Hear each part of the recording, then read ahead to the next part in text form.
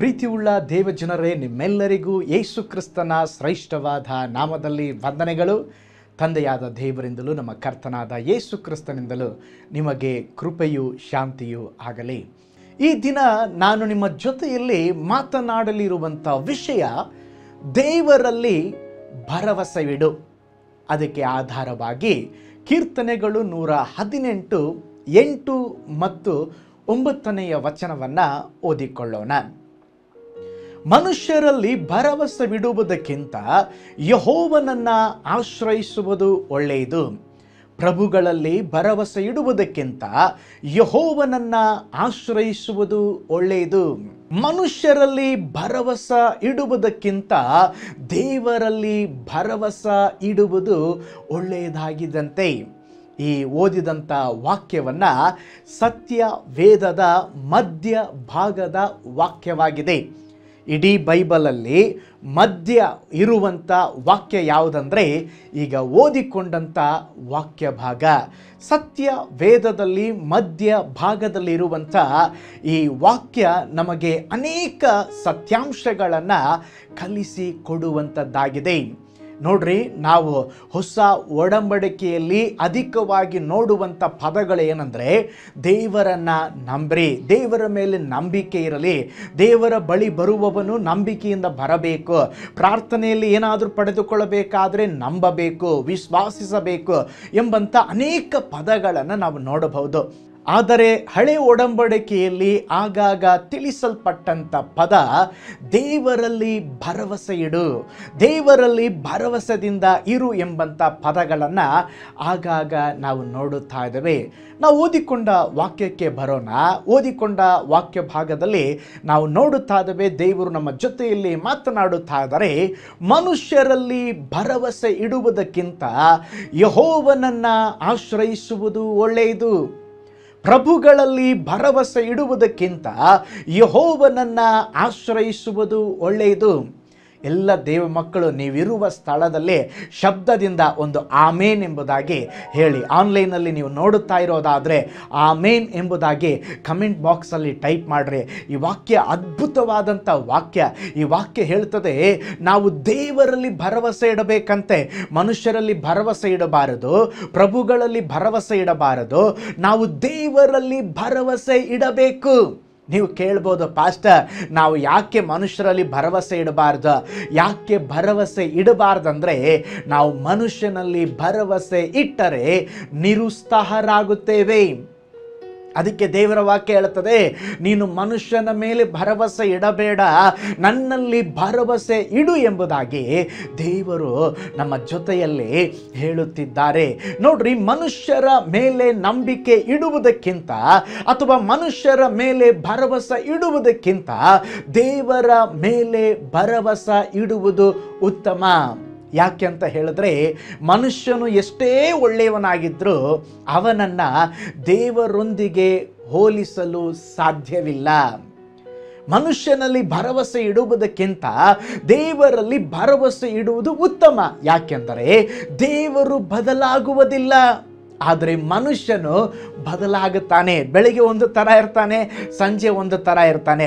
ನಿನಗೆ ಸಹಾಯ ಮಾಡ್ತೀನಿ ಎಂಬುದಾಗಿ ಹೇಳ್ತಾನೆ, ಆಮೇಲೆ ನಿನಗೆ ಸಹಾಯ ಮಾಡಲಿಕ್ಕೆ ಆಗೋದಿಲ್ಲ ಎಂಬುದಾಗಿ ಹೇಳ್ತಾನೆ.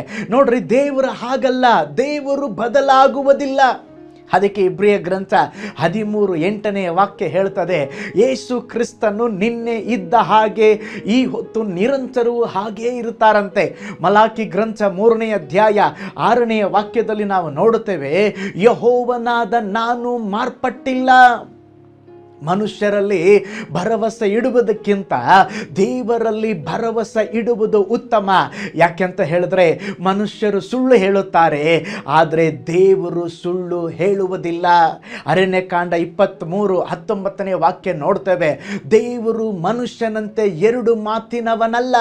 ಮಾನವನಂತೆ ಮನಸ್ಸನ್ನು ಬೇರೆ ಮಾಡಿಕೊಳ್ಳುವವನಲ್ಲ, ತಾನು ಹೇಳಿದ ಮೇರೆಗೆ ನಡೆಯುವುದಿಲ್ಲವೋ, ಮಾತು ಕೊಟ್ಟ ನಂತರ ನೆರವೇರಿಸುವುದಿಲ್ಲವೋ. ನೋಡ್ರಿ, ಅಂದರೆ ಮನುಷ್ಯನು ಬದಲಾಗುತ್ತಾನೆ ಅವನ ಮಾತಿನಲ್ಲಿ, ಆದರೂ ದೇವರು ಸುಳ್ಳಾಡುವುದಿಲ್ಲ. ಆತನ ಮಾತಿನಲ್ಲಿ ವಾಗ್ದಾನವಿದ್ದರೆ, ನಿನಗೆ ಸಹಾಯ ಮಾಡ್ತೀನಂತಿದ್ರೆ, ನಿನಗೆ ಅದ್ಭುತ ಮಾಡ್ತೇನೆ ಎಂಬುದಾಗಿ ದೇವರು ಹೇಳಿದರೆ ಖಂಡಿತ ದೇವರು ಅದನ್ನು ನೆರವೇರಿಸ್ತಾರೆ. ಯಾಕೆ ನಾವು ಮನುಷ್ಯರ ಮೇಲೆ ಭರವಸೆ ಇಡಬಾರ್ದು? ಯಾಕೆ ನಾವು ದೇವರಲ್ಲಿ ಭರವಸೆ ಇಡಬೇಕಂದ್ರೆ, ಮನುಷ್ಯರು ವಿಫಲವಾಗ್ತಾರೆ, ಆದರೆ ದೇವರು ವಿಫಲನಾಗುವುದಿಲ್ಲ. ದೇವರು ನಂಬಿಗಸ್ತರ್ರಿ. ನೋಡ್ರಿ, ಯಾಕೆ ನಾವು ಮನುಷ್ಯರ ಮೇಲೆ ಭರವಸೆ ಇಡಬಾರ್ದು ಅಂತ ಹೇಳಿದ್ರೆ, ಮನುಷ್ಯರು ಅಪನಂಬಿಗಸ್ತನವನು, ಆದರೆ ದೇವರು ನಂಬಿಗಸ್ತನಾಗಿರುವುದರಿಂದ ನಾವು ದೇವರ ಮೇಲೆ ಭರವಸೆ ಇಡಬಹುದು. ನೋಡ್ರಿ, ದೇವರಲ್ಲಿ ಭರವಸೆ ಇಡುವವನು ಆಶೀರ್ವದಿಸಲ್ಪಟ್ಟವನು. ನಾವು ಓದಿದ ವಾಕ್ಯದಲ್ಲಿ ನೋಡ್ತೇವೆ, ಪ್ರಭುಗಳಲ್ಲಿ ಭರವಸೆ ಇಡಬೇಡ್ರಿ, ದೇವರಲ್ಲಿ ನಿಮ್ಮ ಭರವಸೆ ಇಡಿರಿ. ಒಂದು ಚಿಕ್ಕ ಉದಾಹರಣೆ ನನಗೆ ನೆನಪಿಗೆ ಬರುತ್ತದೆ. ಒಬ್ಬ ಅರಸನು ಹಲವು ವರ್ಷಗಳ ಹಿಂದೆ ರಾಜ್ಯಾಡಳಿತವನ್ನು ಮಾಡುತ್ತಾ ಇದ್ದನು. ಆತನ ಅರಮನೆಯ ಮುಂದೆ ಇಬ್ಬರು ಭಿಕ್ಷುಕರು ಕೂತಿದ್ದರು. ಅರಸನು ಕುದುರೆ ಸವಾರಿಗೆ ಹೋಗುವಾಗಲೆಲ್ಲ ಈ ಭಿಕ್ಷುಕರಲ್ಲಿ ಒಬ್ಬನು ಅವನು ಬಾಯಿ ತೆರೆದು ಹೇಳ್ತಾ ಇದ್ದ, ಅರಸನಲ್ಲಿ ಭರವಸೆ ಹೊಂದಿದವನು ಧನ್ಯನು. ಇನ್ನೊಬ್ಬ ಅವನ ಪಕ್ಕ ಇದ್ದಂಥ ಇನ್ನೊಬ್ಬ ಭಿಕ್ಷುಕ ಹೇಳ್ತಾ ಇದ್ದ, ದೇವರಲ್ಲಿ ಭರವಸೆ ಇಟ್ಟವನು ಧನ್ಯನೆಂಬುದಾಗಿ. ಆದರೆ ಅರಸನಿಗೆ ಮೊದಲನೆಯ ಭಿಕ್ಷುಕ ಹೇಳಿದ ಮಾತು ಯಾವಾಗಲೂ ಇಷ್ಟವಾಗಿತ್ತು. ಏಕೆಂದರೆ ಅವನು ಹೇಳ್ತಾ ಇದ್ದ, ಅರಸನಲ್ಲಿ ಭರವಸೆ ಇಟ್ಟವನು ಧನ್ಯನು. ಒಂದು ದಿನ ಈ ಅರಸನು ಏನು ಯೋಚನೆ ಮಾಡಿದಂದರೆ, ಈ ಭಿಕ್ಷುಕನಿಗೆ ಏನಾದರೂ ಒಂದು ಶ್ರೇಷ್ಠ ಬಹುಮಾನ ಕೊಡಬೇಕು. ನಾನು ಹೋಗುವಾಗಲೆಲ್ಲ ಅರಸನಿಂದ ಸ್ತೋತ್ರ ಅರಸನ ಮೇಲೆ ಭರವಸೆ ಇಟ್ಟವನು ಧನ್ಯನೆಂಬುದಾಗಿ ಹೇಳ್ತಾ ಇದ್ದಾನೆ, ಅವನಿಗೆ ಶ್ರೇಷ್ಠ ಬಹುಮಾನ ಕೊಡಬೇಕೆಂಬುದಾಗಿ ಬಯಸಿದ. ಅವನೇನು ಮಾಡಿದಂದರೆ, ಒಂದು ಕೇಕನ್ನು ತರಿಸಿ ಅದರೊಳಗೆ ಚಿನ್ನ, ಬೆಳ್ಳಿ, ವಜ್ರ ಎಲ್ಲ ಇಟ್ಟು, ನಾನು ನಾಳೆ ಕುದುರೆ ಸವಾರಿಗೆ ಹೋಗುವಾಗ ಆ ಕೇಕನ್ನು ಅವನಿಗೆ ಕೊಡೋನೆಂಬುದಾಗಿ ಮರುದಿನ ಆ ಕೇಕನ್ನು ಮೊದಲನೆಯ ಭಿಕ್ಷುಕನಿಗೆ ಕೊಟ್ಟನು. ಆ ಭಿಕ್ಷುಕನು ಅವನು ಆ ಕೇಕನ್ನು ತೆಗೆದುಕೊಂಡ ಮೇಲೆ ಅವನಿಗೆ ಹಣದ ಅವಶ್ಯಕತೆ ಇತ್ತು. ಅವನು ಏನು ಮಾಡಿದಂತ ಹೇಳಿದ್ರೆ, ಪಕ್ಕದಲ್ಲಿ ಇದ್ದಂಥ ಇನ್ನೊಬ್ಬ ಭಿಕ್ಷುಕನಿಗೆ ಅವನು, ನೀನು ನನಗೆ ಸ್ವಲ್ಪ ಹಣ ಕೊಟ್ಟರೆ ಈ ಕೇಕ್ ನಿನಗೆ ಕೊಟ್ಟು ಬಿಡ್ತೀನಿ ಎಂಬುದಾಗಿ ಹೇಳಿ ಆ ಕೇಕನ್ನು ಮಾರಿಬಿಟ್ಟ. ಎರಡನೆಯ ಆ ಭಿಕ್ಷುಕನು ಆ ಕೇಕನ್ನು ಮನೆಗೆ ತೆಗೆದುಕೊಂಡು ಹೋಗಿ ಕಟ್ ಮಾಡ್ತಾನೆ. ಕಟ್ ಮಾಡಿದಾಗ ಅದರ ಒಳಗಡೆ ಚಿನ್ನ, ಬೆಳ್ಳಿ, ವಜ್ರ ಎಲ್ಲವೂ ಇದೆ. ಅದನ್ನು ನೋಡಿ ಅವನಿಗೆ ಆಶ್ಚರ್ಯ ಆಯಿತು. ತಕ್ಷಣ ಬಾಯಿ ತೆರೆದು ಹೇಳ್ದ, ದೇವರಲ್ಲಿ ಭರವಸೆ ಇಟ್ಟವನು ಧನ್ಯನು ಎಂಬುದಾಗಿ ಹೇಳಿ ಅದನ್ನೆಲ್ಲವನ್ನು ಮಾರಿ ಸ್ತೋತ್ರ ಅವನ ಜೀವಿತವನ್ನು ಒಂದು ಸಮೃದ್ಧಿಯಲ್ಲಿ ಜೀವಿಸಲಿಕ್ಕೆ ಆರಂಭಿಸಿದ. ಮರುದಿನ ಅರಸನು ಕುದುರೆ ಸವಾರಿ ಮಾಡಿ ಹೊರಗೆ ಬರೆದು ನೋಡ್ತಾನೆ, ಮೊದಲ ಭಿಕ್ಷುಕನು ಮಾತ್ರ ಅಲ್ಲಿದ್ದ.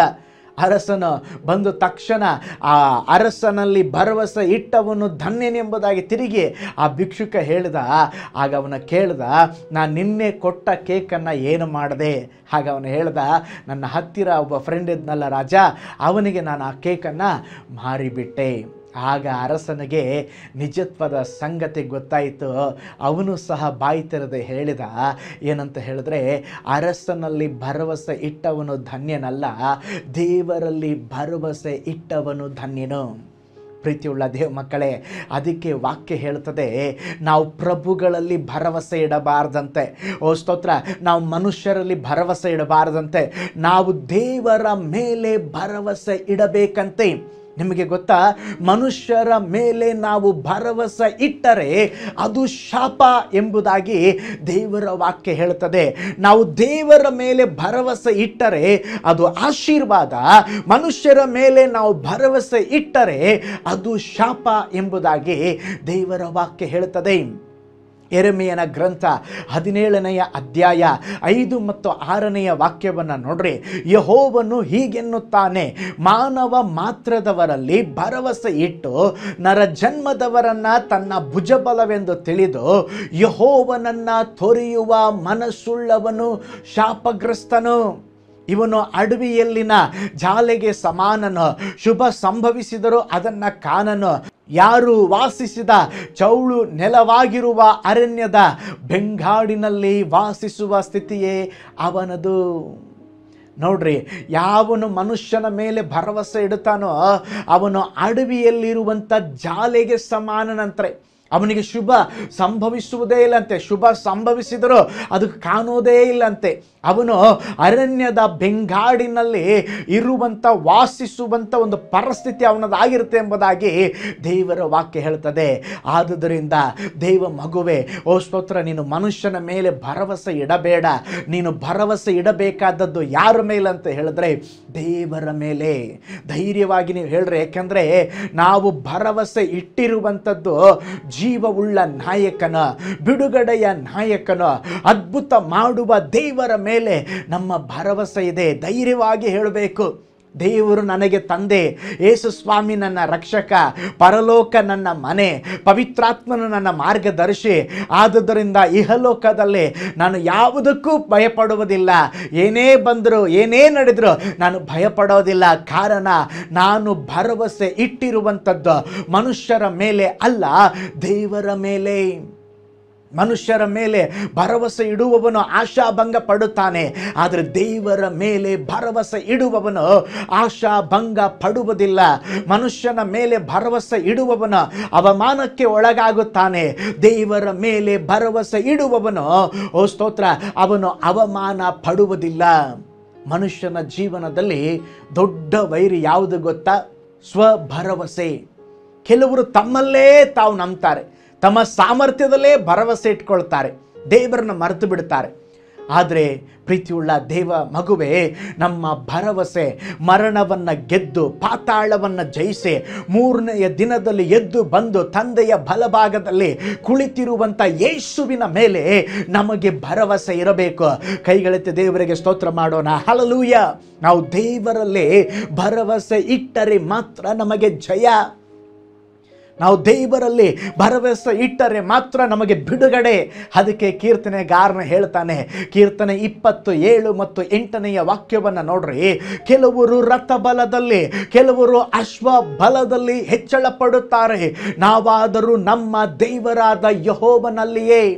ಅವರು ಬಿದ್ದು ಹೋಗಿದ್ದಾರೆ, ನಾವಾದರೂ ಎದ್ದು ನಿಂತಿದ್ದೇವೆ.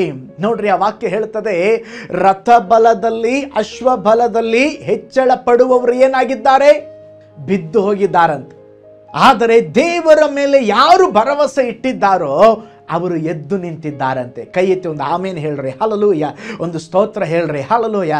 ಏಕೆಂದರೆ ರಥ ಬಲವನ್ನು ನೆಚ್ಚಿಕೊಂಡವನ, ಹಣ ಬಲವನ್ನು ನೆಚ್ಚಿಕೊಂಡವನ, ಸ್ವಬಲವನ್ನು ನೆಚ್ಚಿಕೊಂಡವನ ಅವನು ಬಿದ್ದು ಹೋಗ್ತಾನೆ. ಆದರೆ ದೇವರ ಮೇಲೆ ಯಾರು ನಂಬಿಕೆ ಇಟ್ಟಿರುತ್ತಾನೋ, ಭರವಸೆ ಇಟ್ಟಿರುತ್ತಾನೋ, ಅವನ ಜೀವನದಲ್ಲಿ ಅವನು ಸೋತು ಹೋಗುವುದಿಲ್ಲ. ಅವನು ಗೆದ್ದು, ಓ ಸ್ತೋತ್ರ, ಜಯಶಾಲಿಯಾಗಿ ಬಲಶಾಲಿಯಾಗಿ ಮಾರ್ಪಡುವಂಥವನಾಗಿದ್ದಾನೆ. ಪ್ರೀತಿಯುಳ್ಳ ದೇವ ಮಕ್ಕಳೇ, ನಮ್ಮ ಭರವಸೆ ಸಭೆಯ ಮೇಲೆ ಇರಬಾರದು. ನಮ್ಮ ಭರವಸೆ ಮನುಷ್ಯರ ಮೇಲೆ ಇರಬಾರದು. ನಮ್ಮ ಭರವಸೆ ಸಾಮರ್ಥ್ಯದ ಮೇಲೆ ಇರಬಾರದು. ನಮ್ಮ ಭರವಸೆ ಕೆಲಸದ ಮೇಲೆ ಇರಬಾರದು. ನಮ್ಮ ಭರವಸೆ ನಮ್ಮ ಸಂಬಳದ ಮೇಲೆ ಇರಬಾರದು. ನಮ್ಮ ಭರವಸೆ ಹಣದ ಮೇಲೆ ಇರಬಾರದು. ನಮ್ಮ ಭರವಸೆ ಆಸ್ತಿಯ ಮೇಲೆ ಇರಬಾರದು. ನಮ್ಮ ಭರವಸೆ ಇಂದು ಎಂದು ಬದಲಾಗದ ಸರ್ವಶಕ್ತನಾದ ದೇವರ ಮೇಲೆ ಇರಬೇಕು. ಕೈ ಎತ್ತಿ ದೇವರಿಗೆ ಸ್ತೋತ್ರ ಮಾಡಿ, ಹಲ್ಲೆಲೂಯಾ. ನಮ್ಮ ದೇವರು ಒಳ್ಳೆಯವನು, ಹಲ್ಲೆಲೂಯಾ. ನಮ್ಮ ಭರವಸೆ ದೇವರ ಮೇಲೆ ಇರುವಂಥದ್ದಾಗಲಿ. ಒಂದು ಸಾರಿ ಇಸ್ರಾಯೇಲರು ಕೆಂಪು ಸಮುದ್ರ ಮಾರ್ಗವಾಗಿ ಪ್ರಯಾಣ ಮಾಡುತ್ತಾ ಹಾಗೆಯೇ ಮುಂದಕ್ಕೆ ಹೋಗುವಾಗ ಅವರು ದೇವರಿಗೂ ಮತ್ತು ಮೋಶೆಗೂ ವಿರುದ್ಧವಾಗಿ ಗುಣಗುಟ್ಟಿದರು. ಆಗ ದೇವರು ಅವರ ಮಧ್ಯದಲ್ಲಿ ವಿಷ ಸರ್ಪಗಳನ್ನು ಕಳುಹಿಸಿಕೊಟ್ಟರು. ಆ ವಿಷ ಸರ್ಪಗಳು ಅನೇಕ ಜನರನ್ನು ಕಚ್ಚಿ ಅನೇಕ ಜನರು ಮರಣ ಹೊಂದಿದರು. ಆಗ ಜನರಿಗೆ ತಮ್ಮ ತಪ್ಪಿನ ಅರಿವಾಯಿತು. ಅವರು ತಿರುಗಿ ಮೋಶೆ ಬಳಿ ಬಂದು ಹೇಳ್ತಾ ಇದ್ದಾರೆ, ಮೋಶೆ, ನಾವು ಸಾಯ್ತಾ ಇದ್ದೇವೆ, ನಮಗಾಗಿ ಪ್ರಾರ್ಥನೆ ಮಾಡು. ಮೋಶೆ ಪ್ರಾರ್ಥನೆ ಮಾಡಿದ. ದೇವರು ಒಂದು ಆಲೋಚನೆಯನ್ನು ಕೊಟ್ಟರು. ಒಂದು ತಾಮ್ರದ ಸರ್ಪವನ್ನು ಮಾಡು, ಅದನ್ನು ಮಾಡಿ ನಿಲ್ಲಿಸು, ಅದನ್ನು ನೋಡಲಿಕ್ಕೆ ಹೇಳು. ಯಾರು ತಾಮ್ರದ ಸರ್ಪವನ್ನು ನೋಡುತ್ತಾರೋ ಅವರು ಬದುಕಿ ಉಳಿಯುತ್ತಾರೆ. ಮೋಶೆ ಹಾಗೇ ಮಾಡಿದ. ಆ ತಾಮ್ರದ ಸರ್ಪವನ್ನು ಲಕ್ಷ್ಯವಿಟ್ಟು ನೋಡಿದವರು ಮಾತ್ರ ಬದುಕಿಕೊಂಡರು. ಪ್ರೀತಿಯುಳ್ಳ ದೇವ ಜನರೇ, ನೋಡಬೇಕಾದದ್ದನ್ನು ನೋಡಿದರೆ ಮಾತ್ರ ರಕ್ಷಣೆ. ಆ ತಾಮ್ರದ ಸರ್ಪವನ್ನು ನೋಡಿದಾಗ ಇಸ್ರಾಯೇಲ್ ಜನರು ಹೇಗೆ ಬದುಕುಳಿದರೋ, ಇವತ್ತು ಕೂಡ ಶಿಲುಬೆಯಲ್ಲೇ ನಮಗೋಸ್ಕರವಾಗಿ ಮರಣ ಕೊಟ್ಟು ಕಲ್ವಾರಿಯ ಶಿಲುಬೆಯಲ್ಲೇ ಸ್ತೋತ್ರ ಮೇಲೆ ಕೆತ್ತಲ್ಪಟ್ಟ ಯೇಸುವನ್ನು ನೋಡಿದರೆ ಮಾತ್ರ ನಮ್ಮ ಜೀವನ ಉಳಿಯುವಂಥದ್ದಾಗಿದೆ.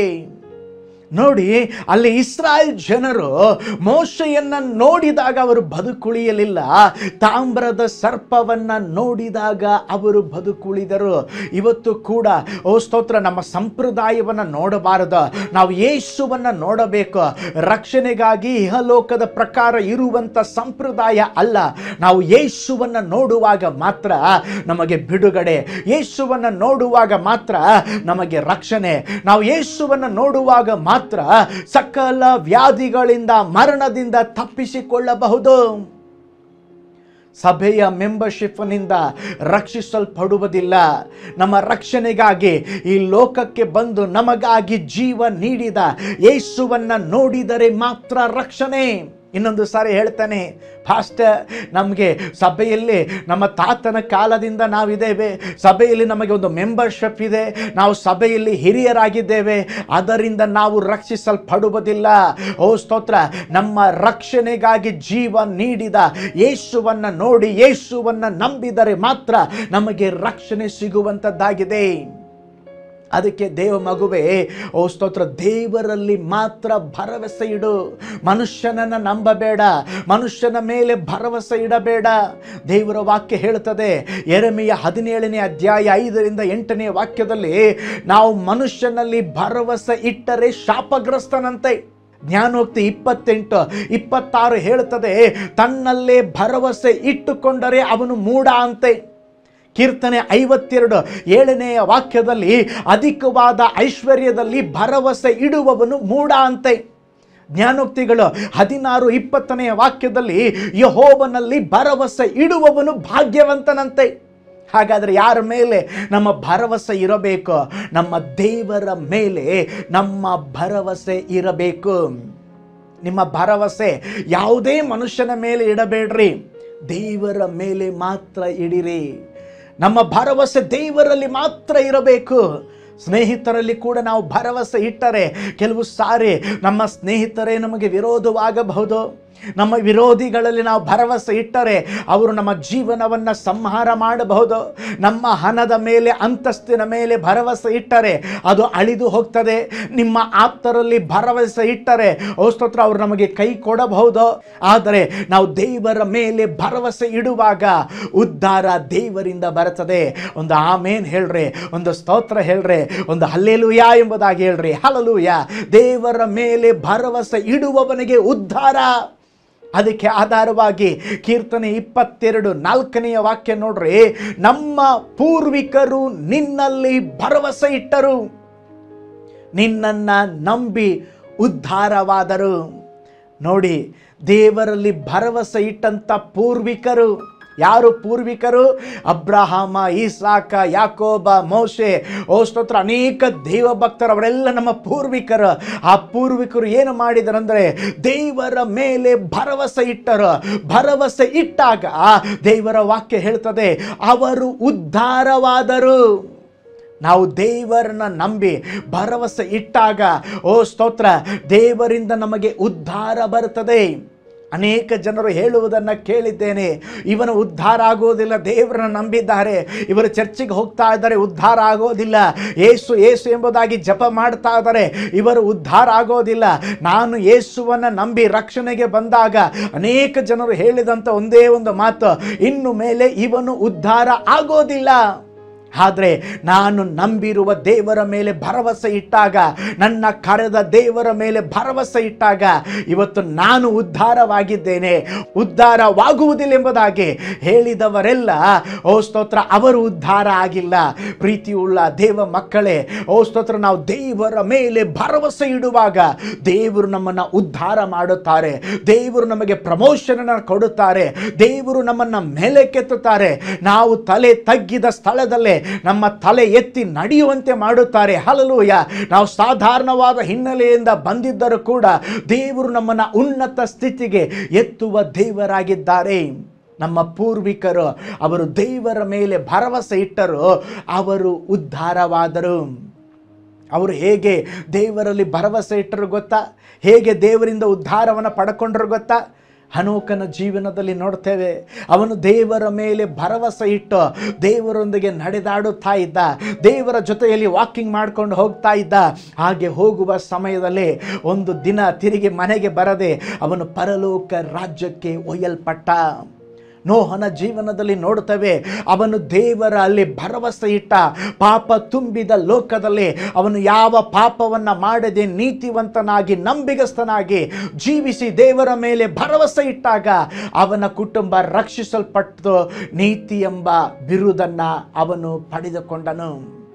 ಅಬ್ರಹಾಮನೇ, ನಿನ್ನ ಸ್ವಂತ ಜನರನ್ನು ಬಿಟ್ಟು, ನಿನ್ನ ಸ್ವದೇಶವನ್ನು ಬಿಟ್ಟು ನಾನು ತೋರಿಸುವ ದೇಶಕ್ಕೆ ಹೋಗೆಂಬುದಾಗಿ ದೇವರು ನುಡಿದಾಗ ಅಬ್ರಹಾಮನು ದೇವರ ಮೇಲೆ ಭರವಸೆ ಇಟ್ಟ, ಮೂಲ ಪಿತೃವಾಗಿ ಮಾರ್ಪಟ್ಟ.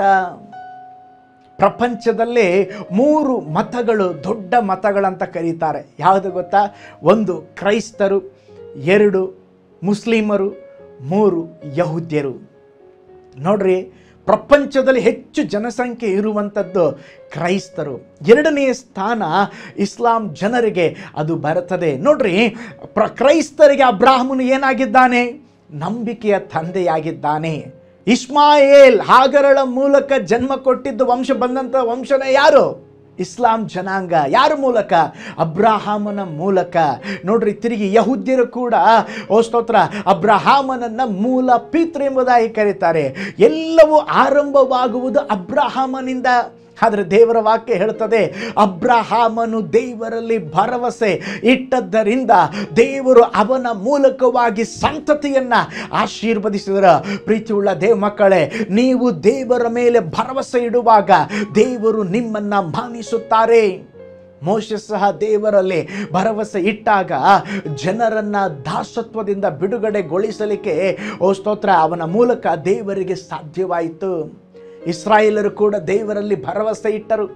ಭರವಸೆ ಇಟ್ಟ ಕಾರಣವಾಗಿ ಅವರ ಮುಂದೆ ಯೋರ್ಧಾನ್ ನದಿ ಇತ್ತು, ಅವರ ಮುಂದೆ ಎರಿಕೋ ಸ್ತೋತ್ರ ಕೋಟೆ ಇತ್ತು. ಅವರು ದೇವರಲ್ಲಿ ಭರವಸೆ ಇಟ್ಟಾಗ ಯೋರ್ಧಾನ್ ನದಿ ವಿಭಾಗವಾಯಿತು, ಎರಿಕೋ ಕೋಟೆ ಬಿದ್ದು ಹೋಯಿತು. ಕೈ ಎತ್ತಿ ದೇವರಿಗೆ ಸ್ತೋತ್ರ ಮಾಡೋಣ. ಹಲ್ಲೆಲೂಯಾ. ನೀವು ದೇವರ ಮೇಲೆ ಭರವಸೆ ಇಡುವಾಗ ನಿಮ್ಮ ತಡೆಗಳು ನೀಗುತ್ತದೆ. ನೀವು ದೇವರ ಮೇಲೆ ಭರವಸೆ ಇಡುವಾಗ ನಿಮ್ಮ ಜೀವಿತದಲ್ಲಿ ಅದ್ಭುತವು ನಡೆಯುತ್ತದೆ. ನೀವು ದೇವರ ಮೇಲೆ ಭರವಸೆ ಇಡುವಾಗ ಸ್ತೋತ್ರ ನಿಮ್ಮ ಜೀವನದಲ್ಲಿ ಪ್ರಯಾಣದಲ್ಲಿ ಮುಂದುವರಿಸಿಕೊಂಡು ದೇವರು ಹೋಗುತ್ತಾರೆ. ಹಾಗಿರುವುದಾದರೆ ಧೈರ್ಯವಾಗಿ ಸ್ತೋತ್ರ ನೀವು ಹೇಳಿ, ನಾನು ದೇವರನ್ನ ನಂಬುತ್ತೇನೆ, ದೇವರಲ್ಲಿ ಭರವಸೆ ಇಡುತ್ತೇನೆ. ಇರುವ ಸ್ಥಳದಲ್ಲಿ ನೀವು ಕೈ ಎತ್ತಿ ಹೇಳಿ, ನಾನು ದೇವರ ಮೇಲೆ ಭರವಸೆ ಇಡುತ್ತೇನೆ. ಕಮೆಂಟ್ ಬಾಕ್ಸ್ ಅಲ್ಲಿ ಹಾಕ್ರಿ, ಸ್ತೋತ್ರ ನಾನು ದೇವರಲ್ಲಿ ಭರವಸೆ ಇಡುತ್ತೇನೆ. ನಾವು ದೇವರಲ್ಲಿ ಭರವಸೆ ಇಡಬೇಕ್ರಿ. ಅಪೊಸ್ತಲ ಪೌಲನ ಭಾಷೆಯಲ್ಲಿ ಹೇಳುವುದಾದರೆ ಅಪೊಸ್ತಲ ಪೌಲನ ಹೇಳ್ತಾನೆ, ನಾನು ಸತ್ತರು ಬದುಕಿದರು ಯೇಸುವಿಗಾಗಿಯೇ. ನಾವು ಸಹ ಹೇಳಬೇಕು, ನಾನು ಸತ್ತರು ಬದುಕಿದರು ನನ್ನ ದೇವರಲ್ಲಿ ಮಾತ್ರ ಭರವಸೆ ಇಡುತ್ತೇನೆ. ಸಂಗತಿಗಳು ವಿಭಿನ್ನವಾಗಿದ್ದರು ನಾನು ದೇವರಲ್ಲಿ ಭರವಸೆ ಇಡುತ್ತೇನೆ.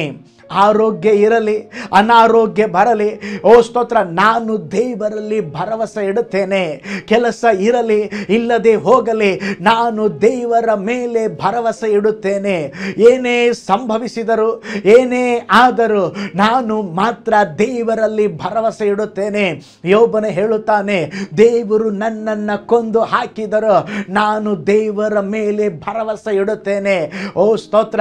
ಶದ್ರಕ್ ಮೆಷಕ್ ಅಬೇದನಗೋ ಅವರು ಹೇಳ್ತಾ ಇದ್ರೆ, ದೇವರ ಚಿತ್ತವಿದ್ದರೂ ಇಲ್ಲದಿದ್ದರೂ ನಾವು ಮಾತ್ರ ಪ್ರತಿಭೆಗೆ ಅಡ್ಡ ಬೀಳುವುದಿಲ್ಲ, ದೇವರಲ್ಲೇ ಭರವಸೆ ಇಡುತ್ತೇನೆ. ಎಲ್ಲರೂ ಬಲಗೈಯನ್ನ ಮೇಲಕ್ಕೆತ್ತಿ ಹೇಳ್ರಿ, ಸ್ತೋತ್ರ. ಎಲ್ಲರೂ ಹೇಳಿ ಹಲ್ಲೆಲೂಯಾ. ಕೇವಲ ವೀಕ್ಷಕರಾಗಿ ಅಲ್ಲ, ಕೈ ಎತ್ತಿ ಹೇಳಿ, ದೇವರೇ ನಾನು ನಿನ್ನನ್ನ ಭರವಸೆ ಇಡುತ್ತೇನೆ, ನಾನು ನಿನ್ನನ್ನ ನಂಬುತ್ತೇನೆ, ನಾನು ನಿನ್ನಲ್ಲಿ ಭರವಸೆ ಇಡುತ್ತೇನೆ ಸ್ವಾಮಿ, ನನಗೆ ಸಹಾಯ ಮಾಡ್ರಿ ಎಂಬುದಾಗಿ ಹೇಳ್ರಿ. ನಿಶ್ಚಯವಾಗಿ ದೇವರು ನಿಮಗೆ ಸಹಾಯ ಮಾಡುತ್ತಾರೆ. ನಾವು ಹೇಗೆ ದೇವರ ಮೇಲೆ ಭರವಸೆ ಇಡಬೇಕ್ರಿ? ಜ್ಞಾನೋಕ್ತಿಗಳ ಗ್ರಂಥ 3ನೇ ಅಧ್ಯಾಯ 5ನೇ ವಾಕ್ಯ ಹೇಳುತ್ತದೆ, ಸ್ವಬುದ್ಧಿಯನ್ನೇ ಆಧಾರ ಮಾಡಿಕೊಳ್ಳದೆ ಪೂರ್ಣ ಮನಸ್ಸಿನಿಂದ ಯೆಹೋವನಲ್ಲಿ ಭರವಸೆ ಇಡು. ನೋಡಿ, ವಾಕ್ಯ ಹೇಳ್ತದೆ, ಸ್ವಬುದ್ಧಿಯನ್ನ ಆಧಾರ ಮಾಡಿಕೊಳ್ಳದೆ ಪೂರ್ಣ ಮನಸ್ಸಿನಿಂದ ಯೆಹೋವನಲ್ಲಿ ಭರವಸೆ ಇಡಬೇಕಂತೆ. ಸ್ವಲ್ಪ ಅಲ್ಪ ಅಲ್ಲ, ಪೂರ್ಣವಾಗಿ ನಾವು ದೇವರ ಮೇಲೆ ಭರವಸೆ ಇಡಬೇಕು. ದೇವರು ನಮ್ಮಿಂದ ಏನು ಎದುರು ನೋಡ್ತಾ ಇದ್ದಾರೆ ಗೊತ್ತಾ? ಪೂರ್ಣವಾದ ಭರವಸೆ, 100%. ನಂಬ್ತೀನಿ ದೇವರೇ, ನಂಬೋದಿಲ್ಲ ದೇವರೇ, ಸ್ವಲ್ಪ ನಂಬ್ತೀನಿ ಸ್ವಲ್ಪ ನಂಬೋದಿಲ್ಲ. ನೋ, 100% ನಮ್ಮ ಭರವಸೆ ದೇವರ ಮೇಲೆ ಇರಬೇಕು. ಒಂದು ಸಾರಿ ಅಲೆಕ್ಸಾಂಡರ್ ದಿ ಗ್ರೇಟ್, ಅವನನ್ನು ನೋಡಿಕೊಳ್ಳುವಂಥ ಒಬ್ಬ ವೈದ್ಯನಿದ್ದ, ಊಟ ಕೊಡ್ತಾ ಇದ್ದ, ಅವನೇ ಎಲ್ಲ ನೋಡ್ಕೊಳ್ತಾ ಇದ್ದ. ಆ ವೈದ್ಯನಿಗೆ ಒಬ್ಬ ವಿರೋಧಿ ಇದ್ದ. ಅವನು ಒಂದು ಪತ್ರವನ್ನು ಈ ಅಲೆಕ್ಸಾಂಡರ್ಗೆ ಬರೆದು, ರಾಜನೇ, ನೀನು ಇಟ್ಟುಕೊಂಡಿರುವ ನಿನಗೆ ಊಟ ಕೊಡುವ ಇರುವಂಥ ವೈದ್ಯ ನಿನಗೆ ಕೊಡುವ ಊಟದಲ್ಲಿ ಅವನು ವಿಷವನ್ನು ಇವತ್ತು ಹಾಕಿದ್ದಾನೆ, ಅದನ್ನು ತಿನ್ನಬೇಡ, ಎಚ್ಚರವಾಗಿರು. ಇದನ್ನು ಓದಿದಾಗ ಅಲೆಕ್ಸಾಂಡರ್ಗೆ ಬಹಳ ಶಾಕ್ ಆಯಿತು. ಪ್ರತಿನಿತ್ಯ ಅವನನ್ನೇ ನಂಬಿದ್ದೇನೆ, ಅವನೇ ನನಗೆ ಊಟ ಕೊಡ್ತಾನೆ, ಅವನೇ ನನಗೆ ಔಷಧಿ ಕೊಡ್ತಾನೆ, ಹೀಗಾದರೆ ಹೇಗೆಂಬುದಾಗಿ ಅವನು ಆ ದಿನದ ಊಟವನ್ನು, ಔಷಧಿಯನ್ನು ಕೊಡಲಿಕ್ಕೆ ಬಂದಾಗ ಅವನ ಮೇಲೆ ಸ್ವಲ್ಪ ಡೌಟ್ ಪಟ್ಟು, ಸಂಶಯ ಪಟ್ಟು ಅವನು ಹೇಳ್ದ, ಮೊದಲು ಇದನ್ನು ನೀನು ತೆಗೆದುಕೋ, ಆಮೇಲೆ ನಾನು ತೆಗೆದುಕೊಳ್ತೇನೆ. ಅವನು ತೆಗೆದುಕೊಂಡ. ಆಗ ಅವನ ಮೇಲೆ ನಂಬಿಕೆ ಬಂದು ಆಮೇಲೆ ಇವನು ಊಟವನ್ನು, ಔಷಧಿಯನ್ನು ತೆಗೆದುಕೊಂಡ. ನೋಡ್ರಿ, ಅವನ ಮೇಲೆ ಭರವಸೆ ಇಟ್ಟ. ಯಾವಾಗ? ಅವನು ಊಟ ಮಾಡಿದ ಮೇಲೆ, ಅವನ ಔಷಧಿಯನ್ನು ತೆಗೆದುಕೊಂಡ ಮೇಲೆ. ಇದೇ ಸಂಶಯಾಸ್ಪದಕವಾಗಿ ಇರುವಂಥ ಭರವಸೆ. ಇದು ಪೂರ್ಣವಾದ ಭರವಸೆ ಅಲ್ರಿ, ಅರ್ಧಮರ್ಧ ನಂಬುವಂಥದ್ದನ್ನು ಇದು ತೋರಿಸುವಂಥದ್ದಾಗಿದೆ. ಆದರೆ ನಾವು ಓದಿಕೊಂಡ ವಾಕ್ಯದಲ್ಲಿ ನಾವು ನೋಡ್ತೇವೆ, ಪೂರ್ಣ ಮನಸ್ಸಿನಿಂದ ಏನೇ ನಡೆದ್ರು, ಏನೇ ಆದರೂ ನಾವೇನು ಮಾಡಬೇಕು? ಪೂರ್ಣವಾಗಿ ದೇವರ ಮೇಲೆ ಭರವಸೆ ಇಡಬೇಕು. ನಮ್ಮ ಭರವಸೆ ಸಂಶಯದಿಂದ ಇರಬಾರದು. ಯೆಹೋಶುವನಿಗೆ ಜನರಿಗೆ ದೇವರು ಹೇಳಿದರು, ನೀವು ಸಿದ್ಧವಾಗ್ರಿ, ಇವತ್ತು ನಿಮ್ಮನ್ನು ಸ್ತೋತ್ರ ಪರಿಶುದ್ಧಪಡಿಸಿಕೊಳ್ಳ್ರಿ, ನಾಳೆ ದೇವರು ನಿಮಗೆ ಅದ್ಭುತ ಮಾಡ್ತಾರೆ. ಯೆಹೋಶುವನೊಟ್ಟಿಗೆ ದೇವರು ಹೇಳ್ತಾ ಇದ್ದಾರೆ, ದೇವರೇ, ಮುಂದೆ ಯೋರ್ದಾನ್ ನದಿ ಇದೆ, ನಾವು ಅದನ್ನು ದಾಟಬೇಕು, ಏನು ಮಾಡಬೇಕು, ನೀವು ನಮಗೆ ಐಡಿಯಾ ಕೊಡ್ರಿ. ದೇವರು ಮಾತಾಡ್ತಾ ಇದ್ದಾರೆ, ಮಂಜೂಷ ಪೆಟ್ಟಿಗೆಯನ್ನು ಹೊತ್ತುಕೊಂಡು ಯಾಜಕರನ್ನು ನೀರಿನಲ್ಲಿ ಕಾಲಿಡುವುದಕ್ಕೆ ಹೇಳುವುದಾಗಿ ಸ್ತೋತ್ರ ದೇವರು ಯೆಹೋಶುವನಿಗೆ ಹೇಳಿದರು. ನೋಡ್ರಿ, ಆ ಟೈಮ್ ಯಾವ ಸಮಯ ಅಂದರೆ ಆ ಯೋರ್ದಾನ್ ನದಿ ದಡಮೀರಿ ಹರಿತಾ ಇತ್ತಂತೆ. ಪ್ರವಾಹದ ನೀರು ಹೆಂಗೆ ಕೊಚ್ಕೊಂಡು ಹೋಗ್ತಾ ಇರ್ತದೋ ಆ ಥರವಾಗಿರುವಂಥ ನೀರು. ಈಗ ಯಾಜಕರು ಏನು ಮಾಡಬೇಕು? ಮಂಜೂಷ ಪೆಟ್ಟಿಗೆ ತಗೊಂಡು ತಮ್ಮ ಕಾಲನ್ನು ಅದ್ರ ಮೇಲೆ ಇಡಬೇಕು. ಮುಂಚೆನೇ ದೇವರು ಹೇಳಿಲ್ಲ, ನೀವು ಅದರಲ್ಲಿ ಕಾಲಿಡ್ರಿ, ಯೋರ್ದಾನ್ ನದಿಯನ್ನು 2 ವಿಭಾಗ ಮಾಡ್ತೀನಂತ ದೇವರು ಅವ್ರಿಗೆ ಹೇಳಿಲ್ಲ. ಅಲ್ಲಿ ಏನು ನಡೀತಾ ಇದೆ ಎಂಬುದಾಗಿ ಕೂಡ ಅವರಿಗೆ ಗೊತ್ತಿಲ್ಲ. ಆ ಸಮಯದಲ್ಲಿ ನಾವು ನೋಡ್ತೇವೆ, ಆ ಯೆಹೋಶುವನು ದೇವರು ತಿಳಿಸಿದ ಹಾಗೆ ಅವನದಕ್ಕೆ ಒಪ್ಪಿಕೊಂಡು ಅವನು ಯಾಜಕರನ್ನು ಸಿದ್ಧಗೊಳಿಸಿ ಮಂಜೂಷವನ್ನು ಹೊತ್ಕೊಳ್ಳಿಕ್ಕೆ ಹೇಳಿ ಅವರು ಯೋರ್ದಾನ್ ನದಿಯಲ್ಲಿ ಕಾಲಿಟ್ಟಾಗ ಆ ನದಿಯು 2 ವಿಭಾಗವಾಯಿತು. ಒಣ ನೆಲದಲ್ಲಿ ನಡೆದುಕೊಂಡು ಹೋದರು. ನೋಡ್ರಿ, ಅವರು ಸಂಶಯ ಪಟ್ಟಿದ್ರೆ, ಸ್ವಾಮಿ ನಾವು ಕಾಲಿಡ್ತೇವೆ, ಯಾಜಕರು ಕೊಚ್ಕೊಂಡು ಹೋಗ್ಬಿಟ್ರೆ, ಯಾಜಕರು ನೀರು ಹೊಡ್ಕೊಂಡು ಹೋಗ್ಬಿಟ್ರೆ ನಾವೇನು ಮಾಡೋದು? ಸಂಶಯ ಪಡಲಿಲ್ಲ. ದೇವರು ಏನು ಹೇಳಿದ್ರು ಅದನ್ನು ಮಾಡಿದ್ರು. ದೇವರ ಮೇಲೆ ಭರವಸೆ ಇಟ್ಟರು, ಅವರ ತಡೆಗಳು ನೀಗಿ ಹೋಯಿತು. ಪ್ರೀತಿ ಉಳ್ಳ ದೇವ ಮಕ್ಕಳೇ, ಯಾವಾಗಲೂ ನಮ್ಮ ದೇವರು ನಮಗೆ ವ್ಯತ್ಯಸ್ತವಾಗೇ ಹೇಳ್ತಾರೆ, ವ್ಯತ್ಯಸ್ತವಾಗೇ ಮಾಡಲಿಕ್ಕೆ ಸೂಚಿಸ್ತಾರೆ. ಓ ಸ್ತೋತ್ರ, ನಮ್ಮ ಭರವಸೆ ಸಂಶಯವಾಗಿ ಇರಬಾರದು. ನಾವು ದೇವರನ್ನು ಅರ್ಧಮರ್ಧ ಭರವಸೆ ಇಡಬಾರ್ದ್ರಿ. ನಮ್ಮ ಭಾಷೆಯಲ್ಲಿ ಹೇಳೋದಾದರೆ ನಾವು ದೇವರನ್ನು ಪೂರ್ಣವಾಗಿ ಭರವಸೆ ಇಡಬೇಕು. ಕೆಲವರು ಹೇಳ್ತಾರೆ, ಪಾಸ್ಟರ್ ನಾನು ದೇವರ ಮೇಲೆ ಭರವಸೆ ಇಡುವುದಕ್ಕೆ ಟ್ರೈ ಮಾಡ್ತಾ ಇದ್ದಾನೆ. ನೋ, ಟ್ರೈ ಮಾಡಬೇಡ್ರಿ, ಯಾವಾಗಲೂ ಟ್ರಸ್ಟ್ ಮಾಡಿರಿ. ಟ್ರೈ ಮಾಡಬೇಡ್ರಿ, ಯಾವಾಗಲೂ ಟ್ರಸ್ಟ್ ಮಾಡಿರಿ. ದೇವರೇ, ಯಾವಾಗಲೂ ನಿನ್ನಲ್ಲಿ ನಾನು ಭರವಸೆ ಇಡುತ್ತೇನೆ, ನಿನ್ನಲ್ಲಿ ನಾನು ನಂಬುತ್ತೇನೆ. ಪ್ರೀತಿ ಉಳ್ಳ ದೇವ ಮಕ್ಕಳೇ, ನಾವು ದೇವರಲ್ಲಿ ಭರವಸೆ ಇಡಬೇಕು. ವಾಕ್ಯ ಏನು ಹೇಳ್ತದೆ ಗೊತ್ತಾ? ಕೀರ್ತನೆ 62 8ನೇ ವಾಕ್ಯವನ್ನು ನೋಡ್ರಿ. ಜನರೇ, ಯಾವಾಗಲೂ ಆತನನ್ನೇ ನಂಬಿ ನಿಮ್ಮ ಹೃದಯವನ್ನ ಆತನ ಮುಂದೆ ಬಿಚ್ಚಿರಿ. ದೇವರು ನಮ್ಮ ಆಶ್ರಯವು. ಇಂಗ್ಲಿಷ್ ಭಾಷೆಯಲ್ಲಿ ಬಹಳ ಚೆನ್ನಾಗಿದೆ, trust in him at all times. ದೇವರ ಮೇಲೆ ನಿನಗೆ ಮನಸ್ಸು ಬಂದಾಗ ಮಾತ್ರ ಅಲ್ಲಪ್ಪ, ಎಲ್ಲ ಸಮಯದಲ್ಲಿ ನಾವು ದೇವರ ಮೇಲೆ ಭರವಸೆ ಇಡಬೇಕು. ಮನಸ್ಸು ಬಂದಾಗ ಮಾತ್ರವಲ್ಲ, ಏನೋ ಒಂದು ಕೆಲಸ ನಡಿಬೇಕಂದಾಗ ಮಾತ್ರವಲ್ಲ, ಎಲ್ಲ ಸಮಯದಲ್ಲಿ ಓ ಸ್ತೋತ್ರ, ನಾವು ದೇವರ ಮೇಲೆ ಪೂರ್ಣವಾಗಿ ಭರವಸೆ ಇಡಬೇಕು. ನನ್ನ ಭವಿಷ್ಯ ದೇವರ ಕೈಯಲ್ಲಿದೆ, ನನ್ನ ಜೀವನ ದೇವರ ಕೈಯಲ್ಲಿದೆ, ನನ್ನ ಮಕ್ಕಳ ಜೀವನ ದೇವರ ಕೈಯಲ್ಲಿದೆ. ದೇವರು ನೋಡಿಕೊಳ್ಳುತ್ತಾನೆ, ದೇವರು ನಡೆಸುತ್ತಾರೆ, ನಾನು ನನ್ನ ದೇವರನ್ನ ನಂಬುತ್ತೇನೆ ಅನ್ನುವಂಥದ್ದೇ ನಿಜವಾದ ಭರವಸೆ. ಅನೇಕ ಜನರು ದೇವರಲ್ಲಿ ಭರವಸೆ ಇಡ್ತಾರೆ. ಯಾವಾಗ ಗೊತ್ತಾ? ಅವರ ಮುಂದೆ ಬೆಳಕಿರಬೇಕು, ಅವರ ಜೀವನದಲ್ಲಿ ಕತ್ತಲೆಯ ಅನುಭವ ಇರಬಾರದು. ಅವರ ಮುಂದೆ ಆಲ್ರೆಡಿ ದೇವರು ಮಾರ್ಗ ತೆರೆದಿಟ್ಟಿರಬೇಕು, ಬಾಗಿಲುಗಳು ಮುಚ್ಚಿರಬಾರದು. ಆಗ ಅವರು ಹೇಳ್ತಾರೆ, ದೇವರೇ, ನಾನು ನಿನ್ನನ್ನು ಟ್ರಸ್ಟ್ ಮಾಡ್ತೇನೆ, ನಾನು ನಿನ್ನಲ್ಲಿ ಭರವಸೆ ಇಡ್ತೇನೆ. ಬ್ಯಾಂಕ್ ಅಕೌಂಟಲ್ಲಿ ಹಣ ಇರಬೇಕು. ಜೀರೋ ಬ್ಯಾಲೆನ್ಸ್ ಇದ್ದರೆ ನಾನು ಭರವಸೆ ಇಡೋದಿಲ್ಲ ದೇವರೇ. ತುಂಬಿ ತುಳುಕುವ ಅನುಭವ ಇದ್ದರೆ ಮಾತ್ರ ಭರವಸೆ ಇಡ್ತೇನೆ. ಎಲ್ಲ ಓಕೆ ಆಗಿರಬೇಕು, ಎಲ್ಲ ಸರಿ ಇರಬೇಕು, ಸ್ವಲ್ಪವೂ ಕಷ್ಟವಿರಬಾರದು, ರಸ್ತೆ ಅಂಕು ಡೊಂಕವಾಗಿರಬಾರದು. ಆವಾಗ ಮಾತ್ರ ದೇವರೇ ನಾನು ನಿನ್ನಲ್ಲಿ ಭರವಸೆ ಇಡುತ್ತೇನೆ. ನೋ, ಇಸ್ರಾಯೇಲ್ ಜನರನ್ನ ನೋಡ್ರಿ, ದೇವರು ಅವರನ್ನು ಯಾವಾಗ ಭರವಸೆ ಇಡ್ಲಿಕ್ಕೆ ಹೇಳಿದ್ರೆ ಗೊತ್ತಾ? ಮುಂದೆ ದಾರಿ ಕಾಣದ ಸಮಯದಲ್ಲಿ ಅವತ್ತೇನು ನಡೀತದೆ ಎಂಬುದಾಗಿ ಅವರಿಗೆ ಗೊತ್ತಿಲ್ಲ, ಅದನ್ನು ಹೇಗೆ ಸ್ತೋತ್ರ ಜಯ ಹೊಂದುತ್ತಾರೆ ಎಂಬುದಾಗಿ ಗೊತ್ತಿಲ್ಲ. ದೇವರು ಒಂದೊಂದು ದಿವಸವೂ ಸ್ತೋತ್ರ ಅವರು ನನ್ನನ್ನು ನಂಬಲಿ, ನನ್ನ ಮೇಲೆ ಭರವಸೆ ಇಡಬೇಕೆಂಬಂತ ಒಂದೊಂದು ಕಾರ್ಯಗಳನ್ನು ಇಸ್ರಾಯೇಲ್ ಜನರಿಗೆ ತೋರಿಸಿಕೊಟ್ಟರು. ಭರವಸೆ ಅಂದ್ರೆ ಏನು ಗೊತ್ತೇನ್ರಿ? ದೇವ್ರ ಮೇಲೆ ಹೇಗೆ ನಂಬಬೇಕು ಗೊತ್ತಾ? ಈಗ ನಿಮ್ಮ ಸ್ವಿಮ್ಮಿಂಗ್ ಪೂಲ್ ಮೇಲೆ ದೇವರು ಜಂಪ್ ಮಾಡಲಿಕ್ಕೆ ಹೇಳಿದಾರಂತ ಹೇಳಿದ್ರೆ, ಸ್ವಿಮ್ಮಿಂಗ್ ಪೂಲ್ ಒಳಗೆ ನೀವೇನು ಮಾಡಬೇಕಂದ್ರೆ ಫಸ್ಟು ಅದರಲ್ಲಿ ನೀರು ಇದೆಯೋ ಇಲ್ವಂತ ನೋಡಬಾರ್ದ್ರಿ. ಅವ್ರು ಜಂಪ್ ಮಾಡಲಿಕ್ಕೆ ಹೇಳ್ತಾರ, ನೀರು ಇರಲಿ ಬಿಡಲಿ ಜಂಪ್ ಮಾಡಬೇಕು. ಇದೇ ರೀ ದೇವ್ರ ಮೇಲೆ ಭರವಸೆ ಇಡೋದು ಅಂತ ಹೇಳಿದ್ರೆ. ಎಲ್ಲ ನೋಡಿ, ಓ ನೀರಿದೆ, ಬಿದ್ದರೆ ಏನಾಗೋದಿಲ್ಲ, ಕಣ್ಣು ಮುಚ್ಕೊಂಡು ಬ್ಲೈಂಡ್, ಓ ಸ್ತೋತ್ರ ಕುರುಡು ನಂಬಿಕೆ ಅಂತ ಹೇಳ್ತಾರೆ ನೋಡ್ರಿ. ಅದೇ ವಿಧದಲ್ಲಿ ಓ ಸ್ತೋತ್ರ ನಾವು ದೇವರ ಮೇಲೆ ಭರವಸೆ ಇಡಬೇಕು. ಒಂದು ಚಿಕ್ಕ ಉದಾಹರಣೆ ನನಗೆ ನೆನಪಿಗೆ ಬರ್ತದೆ. ಒಬ್ಬ ವ್ಯಕ್ತಿ, ಅವು ಬಹಳ ಓ ಸ್ತೋತ್ರ ದೇವಭಕ್ತನ್ರಿ, ಪರ್ವತವನ್ನು ಹತ್ತಿ ಹಾಗೆ ಹೋಗುವಾಗ ದಿಢೀರ್ ಎಂಬುದಾಗಿ ಕೈ ಸ್ಲಿಪ್ಪಾಗಿ ಬೀಳುವುದಕ್ಕೆ ಆರಂಭಿಸಿದ. ತಕ್ಷಣ ಕೂಗಿ ಹೇಳಿದ, ದೇವರೇ ನನ್ನನ್ನು ಕಾಪಾಡು. ಅವನು ಕೂಗೋದಕ್ಕೂ ಅವನು ತಿರುಗಿ ಜಾರಿ ಕೆಳಗಡೆ ಬೀಳ್ತಾ ಇದ್ದ ಒಂದು ಮರದ ಕೊಂಬೆ ಅವನಿಗೆ ಸಿಕ್ತು. ನೋಡಿದ್ರೆ ರಾತ್ರಿ ಸಮಯ. ಅವನು ಹೇಳಿದ, ದೇವರೇ ನಾನು ನಿನ್ನ ಭಕ್ತಪ್ಪ, ದೇವರೇ ನೀನು ಏನೇ ಹೇಳಿದ್ರು ನಾನು ಇಷ್ಟರವರೆಗೆ ಕೇಳಿದ್ದೇನೆ, ದಯಮಾಡಿ ನನ್ನ ಜೀವನ ನನ್ನ ಪ್ರಾಣವನ್ನು ಕಾಪಾಡಪ್ಪ. ಈಗ ನಾನು ಇದು ತಪ್ಪಿಸ್ಕೊಂಡು ಕೆಳಗಡೆ ಬಿದ್ದುಬಿಟ್ರೆ ನಾನು ಸತ್ತೋಗ್ಬಿಡ್ತೇನೆ, ಹೆಂಗಾದರೂ ಕಾಪಾಡಪ್ಪ. ದೇವರು ಮಾತನಾಡಲಿಕ್ಕೆ ಆರಂಭಿಸಿದರು, ಮಗನೇ ನೀ ನನ್ನ ಭಕ್ತ ಅಲ್ವಾ, ನಾನು ನಿನ್ನ ಕಾಪಾಡ್ತೇನಪ್ಪ. ಅವನು ಹೇಳ್ದ, ನನ್ನ ಮೇಲೆ ನಿನಗೆ ಭರವಸೆ ಇದೆಯಾ ಮಗನೇ? ದೇವರೇ 100% ಸ್ವಾಮಿ, ಈಗ ನಾನು ಕೂಗಿಕೊಂಡಿದ್ದಕ್ಕೆ ನನ್ನ ಜೀವ ಉಳಿದಿದೆ, ನಿನ್ನನ್ನು ಕರೆದಿದ್ದಕ್ಕೆ ನನ್ನ ಜೀವ ಉಳಿದಿದೆ, ನಿನ್ನನ್ನೇ ನಾನು 100% ನಂಬಿದ್ದೇನೆ ಸ್ವಾಮಿ. ಓಕೆ, ನೀನು ನನ್ನನ್ನು 100% ನಂಬಿದ್ದೀಯ ಮಗನೇ. ಈಗ ಏನು ಮಾಡಂತ ಹೇಳಿದ್ರೆ, ನೀನು ಹಿಡ್ಕೊಂಡಿರುವಂಥ ಆ ಗಿಡದ ಬೇರನ್ನು ಬಿಟ್ಟು ಬಿಡು, ನಾನು ನಿನ್ನನ್ನು ಕಾಪಾಡ್ತೇನೆ. ಅವನು ಹೇಳಿದ, ಸ್ವಾಮಿ ಇದು ಬಹಳ ಕಷ್ಟ, ನಿನ್ನನ್ನು ನಂಬಿದ್ದೇನೆ, ನಿನ್ನ ಮೇಲೆ ಟ್ರಸ್ಟ್ ಇಟ್ಟಿದ್ದೇನೆ, ನಿನ್ನ ಮೇಲೆ ಭರವಸೆ ಇಟ್ಟಿದ್ದೇನೆ.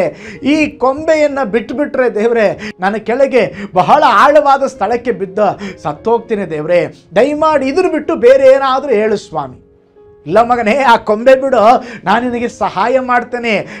ಇಲ್ಲ ದೇವರೇ ಇದನ್ನು ಬಿಡೋದಿಲ್ಲ. ರಾತ್ರಿ ಎಲ್ಲ ಹಂಗೆ ಹಿಡ್ಕೊಂಡಿದ್ದೀನಿ ರೀ ಆ ಕೊಂಬೆಯನ್ನು. ಬೆಳಿಗ್ಗೆ ಆಯಿತು, ಬಹಳ ಕಷ್ಟಪಟ್ಟ, 7-8 ತಾಸು ಬಹಳ ಕಷ್ಟಪಟ್ಟನ್ರಿ.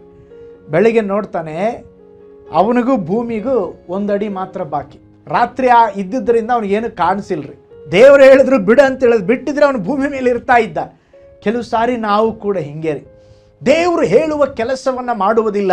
ದೇವರು ಇದು ತದ್ವಿರುದ್ಧವಾಗಿದೆ, ಇದು ನಾನು ಅನ್ಕೊಂಡಾಗಿಲ್ಲ, ನನ್ನ ಪ್ಲಾನ್ ಪ್ರಕಾರ ಇದಲ್ಲ.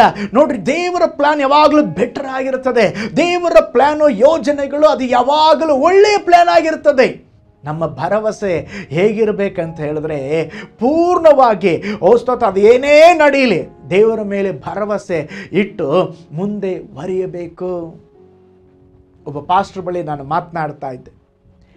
ಆ ಪಾಸ್ಟರ್ ಹೇಳಿದ್ರು, ಒಬ್ಬ ವ್ಯಕ್ತಿ ಈ ಕೊರೋನಾ ವ್ಯಾಧಿಯಿಂದ ಬಳಲಿ ಡಾಕ್ಟ್ರು ಎಲ್ಲ ಬರೆದು ಕೊಟ್ಬಿಟ್ರೆ, ಇನ್ನೇನು ಹೋಪ್ ಇಲ್ಲ, ಏನು ನಿರೀಕ್ಷೆ ಇಲ್ಲ, ಆಯಿತು ಇವರು ಸತ್ತೋಗ್ಬಿಡ್ತಾರೆ. ಪಾಸ್ಟ್ರಿಗೆ ಫೋನ್ ಮಾಡಿದ್ದಾರೆ. ಪಾಸ್ಟರ್ ಹೇಳಿದ್ರು, ಇಲ್ಲ ಅವರು ಬದುಕುಳಿತಾರೆ ಅಂತ ಹೇಳ್ತಾ ಇದ್ದಾರೆ. ಡಾಕ್ಟ್ರು ಒಂದೇ ದಿವಸ ಟೈಮ್ ಕೊಟ್ಟಿದ್ದಾರೆ. ಪಾಸ್ಟರ್ ಹೇಳಿದ್ರು, ಇಲ್ಲ ಅವ್ರು ಬದುಕ್ತಾರೆ, ಆಲ್ರೆಡಿ ಡಾಕ್ಟ್ರ್ ಏನು ರಿಪೋರ್ಟ್ ಕೊಟ್ಟಿದ್ರು ಪರವಾಗಿಲ್ಲ, ದೇವ್ರ ರಿಪೋರ್ಟ್ ಬೇರೆ ಆಗಿರ್ತೀನಿ, ನೀವು ನಂಬ್ರಿ, ನಾವು ಪ್ರೇಯರ್ ಮಾಡೋಣ, ದೇವರೊಂದು ಅದ್ಭುತ ಮಾಡ್ತಾರೆ. ನಡೆದದ್ದೇನು ಗೊತ್ತಾ? ಡಾಕ್ಟ್ರ್ ಪ್ರಕಾರ, ವೈದ್ಯಕೀಯ ಪ್ರಕಾರವಾಗಿ ಅವರು ಜೀವದಿಂದ ಉಳಿಯುವುದಿಲ್ಲ. ಆದರೆ ಅದ್ಭುತ ಮಾಡುವಂಥ ದೇವರು, ಅತಿಶಯ ಮಾಡುವಂಥ ದೇವರು, ಆತನ ಮಕ್ಕಳು ಆತನ ಮೇಲೆ ಭರವಸೆ ಇಡುವಾಗ ಅದ್ಭುತವಾಗಿ ಆ ಒಂದು ರೋಗವನ್ನು ಗೆದ್ದು ಇವತ್ತು ಜೀವಂತ ಸಾಕ್ಷಿಯಾಗಿ ಅವರು ಜೀವಿಸ್ತಾ ಇದ್ದಾರೆ. ಕೈಗಳೆತ್ತಿ ದೇವರಿಗೆ ಸ್ತೋತ್ರ ಮಾಡೋಣ. ಹಲ್ಲೆಲೂಯಾ. ನಿಮ್ಮ ಪರಿಸ್ಥಿತಿ ಕೂಡ ಹಿಂಗೆ ಇರ್ಬೋದ್ರಿ. ಎಲ್ಲ ಕೈ ಬಿಡಲ್ಪಟ್ಟಂಥ ಪರಿಸ್ಥಿತಿ, ಡಾಕ್ಟರ್ ರಿಪೋರ್ಟ್ ಎಲ್ಲ ಬರೆದು ಕೊಟ್ಟಿರಬಹುದಾ, ಇನ್ನು ನಡೆಯೋದಿಲ್ಲ, ಇನ್ನು ಆಗೋದಿಲ್ಲ, ಏನು ಮಾಡ್ಕೊಳ್ತೀರ ಮಾಡ್ಕೊಳ್ರಿ. ಸ್ತೋತ್ರ, ನಿಮ್ಮ ಭರವಸೆ ದೇವರ ಮೇಲೆ ಇರಲಿ. ನೀವು ದೇವರ ಮೇಲೆ ಭರವಸೆ ಇಡುವಾಗ, ದೇವರನ್ನು ನಂಬುವಾಗ, ದೇವರು ನಿಮ್ಮ ಜೀವಿತದಲ್ಲಿ ಅದ್ಭುತ ಮಾಡುತ್ತಾರೆ. ಅದಕ್ಕೆ ಮೀಕನ ಗ್ರಂಥದಲ್ಲಿ ಭಕ್ತನು ಹೀಗೆ ಹೇಳುತ್ತಾನೆ. ಮೀಕನ ಗ್ರಂಥ 7ನೇ ಅಧ್ಯಾಯ 7 ಮತ್ತು 8ನೇ ವಾಕ್ಯವನ್ನು ನೋಡ್ರಿ. ಸ್ತೋತ್ರ, ನಾನಂತೂ ಯೆಹೋವನನ್ನ ಎದುರು ನೋಡುವೆನು, ನನ್ನ ರಕ್ಷಕನಾದ ದೇವರನ್ನ ಕಾದುಕೊಳ್ಳುವೆನು. ನನ್ನ ದೇವರು ನನ್ನ ಕಡೆಗೆ ಕಿವಿಗೊಡುವನು. ನನ್ನ ಶತ್ರುವೇ, ನನ್ನ ವಿಷಯದಲ್ಲಿ ಹಿಗ್ಗಬೇಡ, ನಾನು ಬಿದ್ದಿದ್ದರೂ ಏಳುವೆನು, ಕತ್ತಲಲ್ಲಿ ಕೂತಿದ್ದರೂ ಯೆಹೋವನು ನನಗೆ ಬೆಳಕಾಗಿರುವನು. ಇಲ್ಲಿ ಭಕ್ತನು ಹೇಳ್ತಾ ಇದ್ದಾನೆ ಏನಂತೇಳಿ, ನಾನು ಕತ್ತಲಲ್ಲಿ ಕೂತಿದ್ದರೂ ಯೆಹೋವನು ನನಗೆ ಬೆಳಕಾಗಿರುವನು. ಎಂಥ ಭರವಸೆ ನೋಡ್ರಿ. ನಾನು ಬಿದ್ದಿದ್ದರೂ ಬಿದ್ದ ಸ್ಥಳದಲ್ಲಿ ಇರೋದಿಲ್ಲ, ನಾನು ಏಳುತ್ತೇನೆ, ನನ್ನ ದೇವರಿಗಾಗಿ ನಾನು ಕಾದುಕೊಳ್ತೇನೆ. ಇದುವೇ ನಿಜವಾದ ಭರವಸೆ ರೀ. ನೀವು ಕತ್ತಲೆಯ ಕಣಿವೆಯಲ್ಲಿ ಇರಬಹುದು, ಮರಣದ ಕಾರ್ಗತ್ತಿಲಿನಲ್ಲಿ ಇರಬಹುದು. ಆ ಕತ್ತಲೆಯ ಮಧ್ಯದಲ್ಲಿ ಕೂಡ, ಏನು ಇಲ್ಲದ ಅನುಭವದ ಮಧ್ಯದಲ್ಲಿ ಕೂಡ ಯೇಸುವನ್ನ ನಂಬಿ ಪೂರ್ಣ ಭರವಸೆಯಿಂದ ಇರುವುದೇ ನಿಜವಾದ ಭರವಸೆಯಾಗಿದೆ. ಎಲ್ಲ ಕಳೆದುಕೊಂಡು ಏನು ನಿರೀಕ್ಷೆ ಇಲ್ಲದಿರುವಾಗ ಯೋಬನು ಹೇಳುತ್ತಾ ಇದ್ದಾನೆ, ನನ್ನ ವಿಮೋಚಕನು ಜೀವಿಸುತ್ತಾ ಇದ್ದಾನೆ. ಹಬಕ್ಕೂಕನು ಹೇಳುತ್ತಾನೆ 3ನೇ ಅಧ್ಯಾಯ ಹಬಕ್ಕೂಕ 3:17 ಮತ್ತು 18. ಅವನ ಭರವಸೆ ನೋಡ್ರಿ ಹೇಗಿದೆ ಅಂದರೆ, ಅವನು ಹೇಳುತ್ತಾನೆ, ಅಂಜೂರವು ಚಿಗುರದಿದ್ದರು, ದ್ರಾಕ್ಷಾಲತೆಗಳಲ್ಲಿ ಹಣ್ಣು ಸಿಕ್ಕದಿದ್ದರು, ಎಣ್ಣೆ ಮರಗಳ ಉತ್ಪತ್ತಿಯು ಶೂನ್ಯವಾದರು, ಹೊಲ ಗದ್ದೆಗಳು ಆಹಾರವನ್ನ ಕೊಡದೆ ಹೋದರು, ಹಿಂಡು ಹಟ್ಟಿಯೊಳಗಿಂದ ನಾಶವಾದರು, ಮಂದೆಯು ಕೊಟ್ಟಿಗೆಗೊಳಗೆ ಇಲ್ಲದಿದ್ದರು, ನಾನು ಯೆಹೋವನಲ್ಲಿ ಉಲ್ಲಾಸಿಸುವೆನು, ನನ್ನ ರಕ್ಷಕನಾದ ದೇವರಲ್ಲಿ ಆನಂದಿಸುವೆನು, ಕರ್ತನಾದ ಯೆಹೋವನೇ ನನ್ನ ಬಲ. ನೋಡ್ರಿ, ಇದುವೇ ಭರವಸೆ ಅಂತ ಹೇಳೋದ. ಏನು ನಡೀತದೆ ನಡೀಲಿ, ಏನು ಆಗ್ತದೆ ಆಗಲಿ. ನನ್ನ ಜೀವನದಲ್ಲಿ ಪ್ರಾಬ್ಲಮ್ಗಳು ಬಂದಿರಬಹುದು, ನನ್ನ ಜೀವನದಲ್ಲಿ ಸವಾಲುಗಳು ಬಂದಿರಬಹುದು. ಸ್ತೋತ್ರ, ನಾನು ಸೋತು ಹೋಗೋದಿಲ್ಲ, ನಾನು ದೇವರನ್ನು ನಂಬುತ್ತೇನೆ, ನಾನು ದೇವರ ಮೇಲೆ ಭರವಸೆ ಇಡುತ್ತೇನೆ. ನನ್ನ ದೇವರು ನನಗಾಗಿ ಎಲ್ಲವನ್ನ ಮಾಡಿ ಮುಗಿಸುವನು. ನನ್ನನ್ನ ಕಾಣುವ ನೋಡುವ ಎಲ್ರೋಹಿ ದೇವರು ತಕ್ಕ ಸಮಯದಲ್ಲಿ ನನಗೆ ಅದ್ಭುತವನ್ನ ಮಾಡುವರು. ಯೆಹೋವ ಈರೆಯಾದಂಥ ದೇವರು ತಕ್ಕ ಸಮಯದಲ್ಲಿ ಒದಗಿಸುವನು ಎಂಬಂತ ಒಂದು ನಂಬಿಕೆ ನಿಮಗಿರುವುದಾದ್ರೆ, ಒಂದು ಭರವಸೆ ನಿಮಗಿರುವುದಾದ್ರೆ, ನಿಮ್ಮ ಜೀವನದಲ್ಲಿ ದೇವರು ಒಂದು ಅದ್ಭುತವನ್ನ ಮಾಡುತ್ತಾರೆ. ಕೈಗಳೆತ್ತಿ ದೇವರಿಗೆ ಸ್ತೋತ್ರ ಮಾಡೋಣ. ಹಲ್ಲೆಲೂಯಾ. ದಾನಿಯೇಲನ ಗ್ರಂಥ 3ನೇ ಅಧ್ಯಾಯ 16ರಿಂದ 18ನೇ ವಾಕ್ಯ ನೋಡ್ರಿ. ಶದ್ರಕ್, ಮೆಷಕ್, ಅಬೇದನಗೋ ಅವರು ರಾಜನಿಗೆ ಹೇಳ್ತಾ ಇದ್ದಾರೆ, ಅರಸೇ, ನಾವು ಸೇವಿಸುವ ದೇವರಿಗೆ ಚಿತ್ತವಿದ್ದರೆ ಆತನು ಧಗಧಗನೆ ಉರಿಯುವ ಆವಿಯೊಳಗಿಂದ ನಮ್ಮನ್ನ ಬಿಡಿಸಬಲ್ಲನು. ಚಿತ್ತವಿಲ್ಲದಿದ್ದರೂ ರಾಜನೇ, ಇದು ನಿನಗೆ ತಿಳಿದಿರಲಿ, ನಾವು ನಿನ್ನ ದೇವರುಗಳನ್ನು ಸೇವಿಸುವುದಿಲ್ಲ, ನೀನು ನಿಲ್ಲಿಸಿದ ಬಂಗಾರದ ಪ್ರತಿಭೆಯನ್ನ ಪೂಜಿಸುವುದಿಲ್ಲ. ಪ್ರೀತಿಯುಳ್ಳ ದೇವ ಮಕ್ಕಳೇ, ಅಲ್ಲಿ ಶದ್ರಕ್ ಮೇಷಕ್ ಅಬೇದ್ನೆಗೋ ಹೇಳ್ತಾ ಇದ್ದಾರೆ, ನಮಗೆ ಒಂದು ಭರವಸೆ ಇದೆ, ನಮ್ಮ ದೇವರು ಕಾಪಾಡ್ತಾರೆ, ನಮ್ಮ ದೇವರು ಒಂದು ಅದ್ಭುತ ಮಾಡೇ ಮಾಡ್ತಾರೆ. ಒಂದು ವೇಳೆ ಮಾಡಿದ್ರು ಮಾಡದೇ ಇದ್ದರೂ ಕೂಡ ನಾವು ಮಾತ್ರ ನಂಬಿದ ದೇವರನ್ನ ಕೈ ಬಿಡುವುದಿಲ್ಲ. ನಮ್ಮ ದೇವರ ಮೇಲೆ ಇಟ್ಟಂತ ಭರವಸೆ, ಅವರು ಹೇಳಿದ ಮಾತುಗಳನ್ನು ನಾವು ಮೀರುವುದಿಲ್ಲ ಎಂಬುದಾಗಿ ಧೈರ್ಯವಾಗಿ ಉತ್ತರ ಕೊಡುತ್ತಾ ಇದ್ದಾರೆ. ಇದುವೇ ನಿಜವಾದಂಥ ಭರವಸೆ. ಪ್ರೀತಿಯುಳ್ಳ ದೇವ ಜನರೇ, ನಿಮಗೆ ಯಾವುದೋ ಒಂದು ರೋಗ ಬಂದಿರುವುದಾದರೆ ನೀವು ಡಾಕ್ಟರ್ ಬಳಿ ಹೋಗ್ತೀರಾ, ಅವ್ರು ಯಾವುದೋ ಒಂದು ಔಷಧಿ ಕೊಡ್ತಾರೆ, ಆ ಔಷಧಿ ಯಾವುದು ನಿಮಗೆ ಗೊತ್ತಿಲ್ಲ, ಆದರೂ ಕೂಡ ನೀವು ಔಷಧಿಯನ್ನು ತೆಗೆದುಕೊಳ್ತೀರಾ. ನಿಮಗೊಂದು ಭರವಸೆ, ಡಾಕ್ಟರ್ ಬರೆದು ಕೊಟ್ಟಿದ್ದಾರೆ, ಸರಿಯಾಗತ್ತೆ, ಎಲ್ಲ ಸರಿ ಹೋಗುತ್ತೆ. ಅದೇ ವಿಧದಲ್ಲಿ ಈ ದಿನ ನಮ್ಮ ದೇವರನ್ನು ನಂಬಬೇಕಾಗಿದೆ. ನಿಮ್ಮ ಜೀವಿತದಲ್ಲಿ ಯಾವುದೇ ಇಕ್ಕಟ್ಟುಗಳಿದ್ದರೂ, ಬಿಕ್ಕಟ್ಟುಗಳಿದ್ದರೂ, ಪರಿಸ್ಥಿತಿಗಳು ಕೈ ಮೀರಿ ಹೋಗಿದ್ದರೂ, ಮಾರ್ಗ ಕಾಣದೇ ಇದ್ದರೂ, ಕತ್ತಲಮಯ ಒಂದು ಅನುಭವದಲ್ಲಿ ಇರುವುದಾದರೂ, ಇವತ್ತು ನಾವು ದೇವರನ್ನ ನೋಡಿ ಹೇಳೋಣ, ಯೇಸುವೇ, ನಿನ್ನಲ್ಲಿ ನಾನು ಭರವಸೆ ಇಡುತ್ತೇನೆ, ನಿನ್ನನ್ನು ನಂಬುತ್ತೇನೆ, ನೀನು ಎಲ್ಲವನ್ನು ನೋಡಿಕೊಳ್ಳುವಂಥ ದೇವರು, ನನ್ನ ಜೀವನದಲ್ಲಿ ಒಂದು ಅದ್ಭುತವನ್ನು ಮಾಡು ಸ್ವಾಮಿ. ದೇವರೇ, ನಾನು ಎದುರು ನೋಡುತ್ತಾ ಇದ್ದೇನೆ, ನಾನು ಕಾಯುತ್ತಾ ಇದ್ದೇನೆ, ನನ್ನ ಭರವಸೆ ನಿನ್ನಲ್ಲಿ ಮಾತ್ರ ಎಂಬುದಾಗಿ ದೇವರನ್ನು ದೃಷ್ಟಿಸಿರಿ. ನಿಶ್ಚಯವಾಗಿ ದೇವರು ನಿಮ್ಮ ಜೀವಿತದಲ್ಲಿ ಅದ್ಭುತಗಳನ್ನು ತೋರಿಸುತ್ತಾರೆ.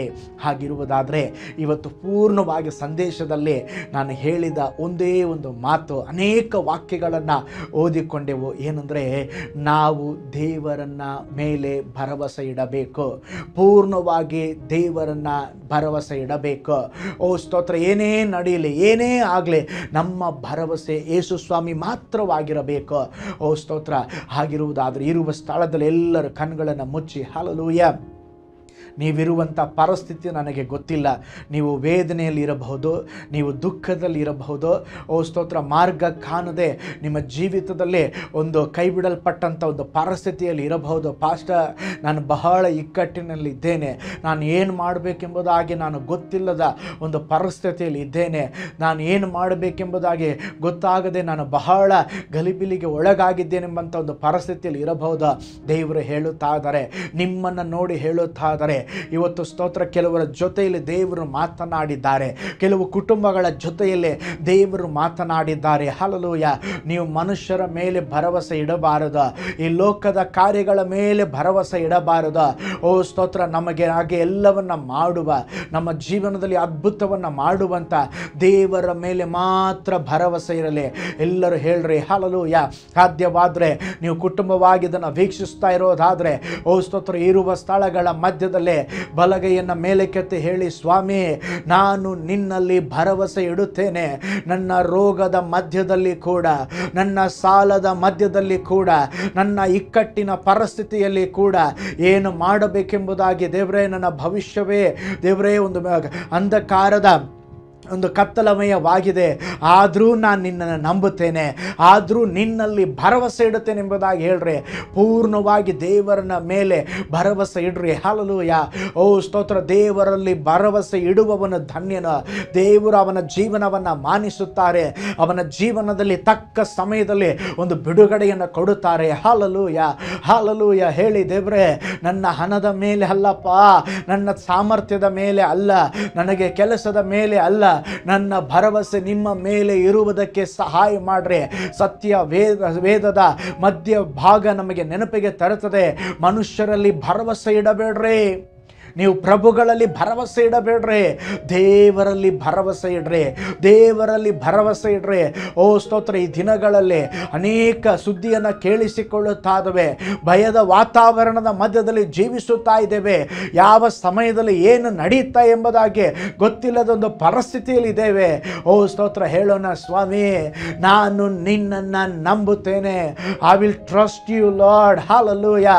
ನಾನು ನಿನ್ನನ್ನು ನಂಬುತ್ತೇನೆ, ನಿನ್ನ ವಾಕ್ಯಗಳ ಮೇಲೆ ಭರವಸೆ ಇಡುತ್ತೇನೆ. ನನಗೆ ಜೀವ ಕೊಟ್ಟ ಯೇಸುವೇ, ನಿನ್ನ ಮೇಲೆ ಭರವಸೆ ಇಡುತ್ತೇನೆ. ನಮ್ಮ ಕಣ್ಗಳು ನಿಮ್ಮನ್ನು ನೋಡುತ್ತದೆ ಸ್ವಾಮಿ, ನಮ್ಮ ಕಣ್ಗಳು ನಿಮ್ಮನ್ನು ನೋಡುತ್ತದೆ. ನಮಗೆ ಒಂದು ಬಿಡುಗಡೆಯನ್ನು ಕೊಡಪ್ಪ, ನಮಗೆ ಒಂದು ಅದ್ಭುತವನ್ನು ಮಾಡಪ್ಪ ಎಂಬುದಾಗಿ ಹೇಳ್ರಿ.